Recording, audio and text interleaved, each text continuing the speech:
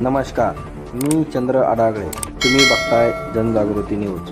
मोहम्मदिया कॉलनीतील लाईनचे वायर तुटल्याने आयशर टेम्पोला आग, नागरिकांमध्ये भीतीचे वातावरण निर्माण. मिळालेली माहिती अशी की बीड शहरातील मोहम्मदिया कॉलनीत आज सकाळी एक धक्कादायक प्रकार घडला. घरासमोर उभ्या असलेल्या आयशर टेम्पोवर मेन वीज लाईन तुटून पडल्यामुळे गाडीला भीषण आग लागली. आगीमुळे परिसरातील काही काळ भीतीचे वातावरण निर्माण झाले. सुदैवाने या घटनेत कोणाचीही जीवितहानी झाली नाही, मात्र गाडीचे मोठ्या प्रमाणात नुकसान झाल्याचे दिसून येत आहे.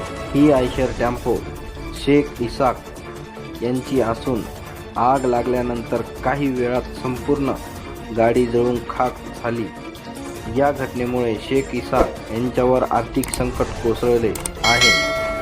आता प्रश्न उपस्थित होतो की या दुर्घटनेला जबाबदार कोण असणार?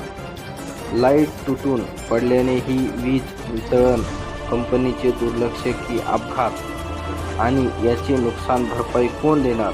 स्थानिक नागरिकांनी संबंधित अधिकाऱ्याकडे दोषीची चौकशी करून नुकसानग्रस्त मालकाला न्याय मिळावा अशी मागणी केली आहे. प्रशासनाकडून या घटनेची चौकशी होणार का, याकडे सर्वांचं लक्ष लागले आहे.